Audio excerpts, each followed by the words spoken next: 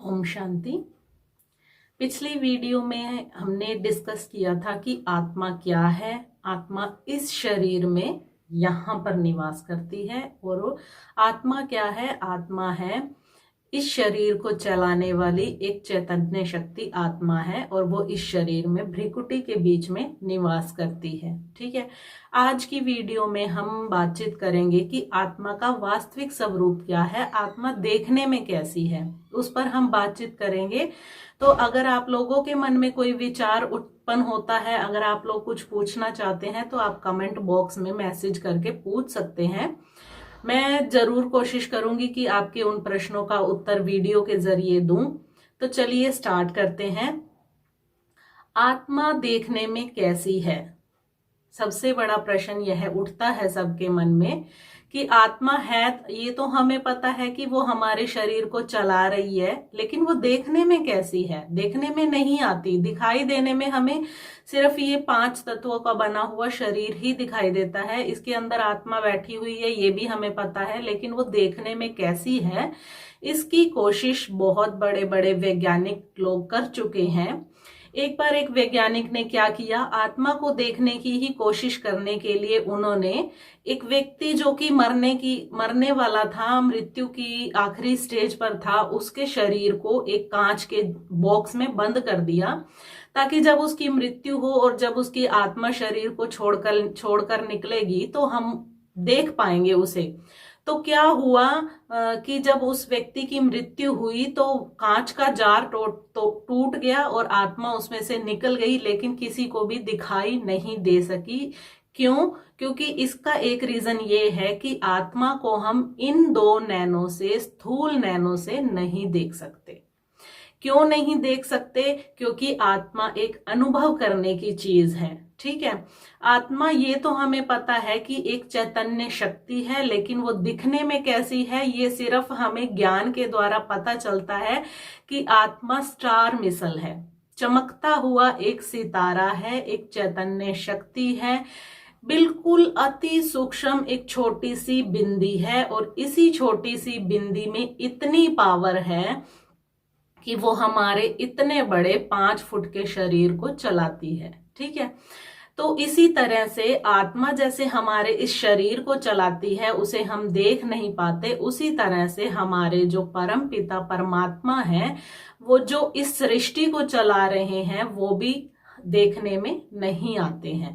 देखने में आते हैं हमारे जो गुरु हम धारण करते हैं, जिनसे हम नाम वगैरह लेते हैं, जिनको हम फॉलो करते हैं, वो देखने में आते हैं। लेकिन अगर कोई भी जो देहधारी है, जिसकी खुद की देह है, वो परमात्मा नहीं हो सकता। वो केवल हमारे गुरु लोग हैं जो हमें राह दिखाते हैं कि आपको ऐसे ऐसे आगे चलना है, आपको मुक्ति के लिए ये करना है, और जीवन मुक्ति के लिए ये करना है, कैसे परमात्मा को याद करना है।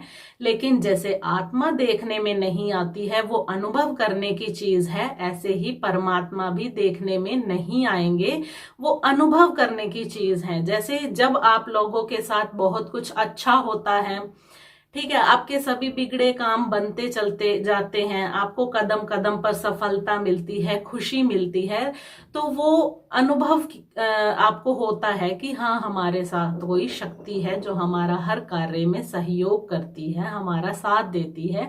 तो वो परमात्मा ही होते हैं जो आपका सहयोग करते हैं, आपके बिगड़े काम को बनाते हैं। तो इसलिए मैं आप लोगों से कह रही थी कि जैसे आत्मा इन आंखों से नहीं देखी जाती, इस तरीके से परमात्मा को भी इन आंखों से नहीं देखा जाता, उन्हें केवल अनुभव किया जाता है, फील करने की चीज है वो। तो जैसे कि मैं आप लोगों को बता रही हूं कि जैसे आत्मा का वास्तविक स्वरूप है कि वो एक चमकता हुआ सितारा है, उसी तरीके से ही परमात्मा भी एक ज्योति स्वरूप है, निराकार है। उनका अपना कोई आकार नहीं है, उनकी अपनी कोई देह नहीं है, वो जन्म मरण से न्यारे हैं। उनके बहुत सारे गुण हैं जिनकी महिमा हम अगली वीडियो में करेंगे। इस वीडियो में मैं आपको केवल इतना ही बताऊंगी कि आत्मा और परमात्मा का स्वरूप दोनों का एक जैसा ही है। फॉर एग्जाम्पल, जैसे मैं मनुष्य हूं तो मेरे इस शरीर के पिता भी मनुष्य ही होंगे, क्योंकि मेरे पास शरीर है तो मेरे पिता के पास भी शरीर होगा। ये ऑब्वियस बात है, नेचुरल बात है। अगर एक जानवर है तो जानवर का पिता भी जानवर ही होगा। अगर कुत्ता है तो कुत्ते का पिता कुत्ता है। बिल्ली का पिता भी बिल्ला ही है, वो कभी कुत्ता नहीं हो सकता, ठीक है। हाथी नहीं हो सकता, चूहा नहीं हो सकता। और मनुष्य का पिता कभी कोई जानवर नहीं हो सकता, ये तो आप सब लोग जानते ही होंगे। इसी तरीके से हम आत्माओं के पिता भी, जैसे हम आत्माएं ज्योति बिंदु हैं तो हमारे पिता भी निराकार ज्योति बिंदु स्वरूप हैं, जिन्हें इन दो आंखों से हम नहीं देख सकते।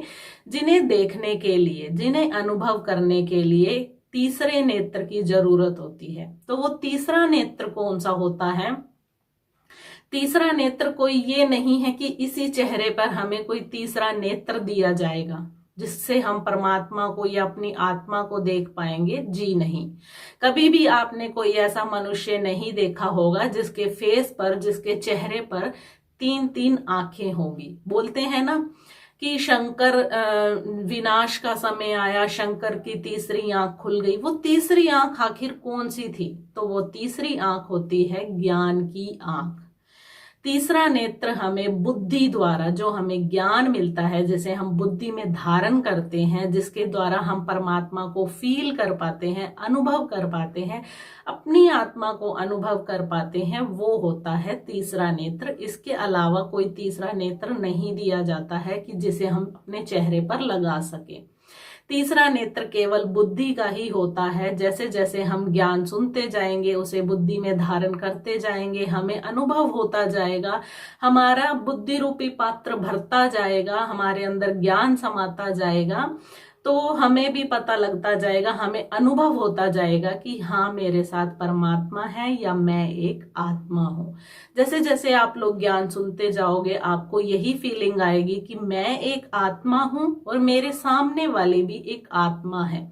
हम एक दूसरे को आत्मिक रूप से ही देखेंगे। तो यही होता है ज्ञान का तीसरा नेत्र। इसके अलावा कोई तीसरा नेत्र नहीं होता है। तो आज की वीडियो में मैं आपसे यही डिस्कस करने आई थी कि आत्मा क्या है, परमात्मा क्या है। और तो आज की वीडियो में मैं आपसे यही शेयर करने आई थी कि आत्मा और परमात्मा का वास्तविक स्वरूप क्या होता है और आत्मा और परमात्मा का आपस में संबंध क्या है, जो एक बाप और बच्चे के बीच का संबंध होता है। ठीक है, आत्मा और परम आत्मा, परम आत्मा यानी कि वो है स्वरूप में हमारे जैसे ही, आत्मा के जैसे ही हैं, बिल्कुल अति सूक्ष्म बिंदी हैं, जिन्हें नहीं देख सकते, हम देखने में नहीं आते हैं जो, लेकिन वो परम आत्मा है। क्यों परम आत्मा है? क्योंकि वो गुणों के भंडारी हैं, ज्ञान के भंडारी हैं, खुशियों के, प्रेम के सागर हैं वो, इसलिए उनको परम आत्मा कहा जाता है। क्यों परमात्मा कहा जाता है ये तो मैंने आपको बता दिया। फॉर एग्जाम्पल भी मैं आपको बताती हूँ।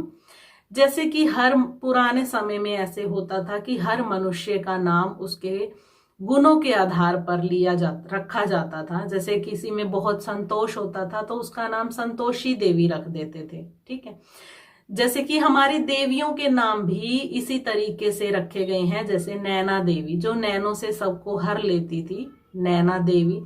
चिंतपूर्णी, जो सबकी चिंता दूर करती थी, उन्हें चिंतपूर्णी कहा जाता था। इसी तरीके से ही परमात्मा का नाम भी उनके कर्तव्यों के आधार पर ही रखा गया है, परम आत्मा, इसीलिए उन्हें यही कहा जाता है।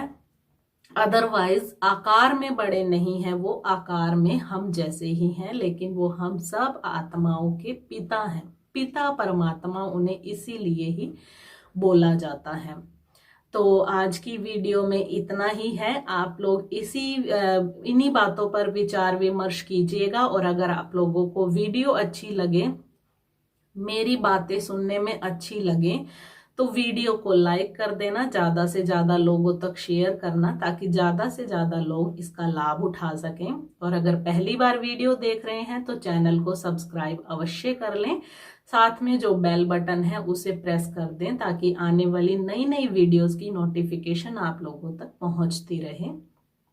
अगली वीडियो में हम डिस्कस करेंगे कि परमात्मा कहाँ रहते हैं, कहाँ से वो हमसे कैसे मिलने आते हैं, ये सब हम डिस्कस करेंगे। तो इंतज़ार कीजिएगा अगली वीडियो का। तब तक के लिए अपना ध्यान रखें, अपने परिवार का ध्यान रखें। ओम शांति।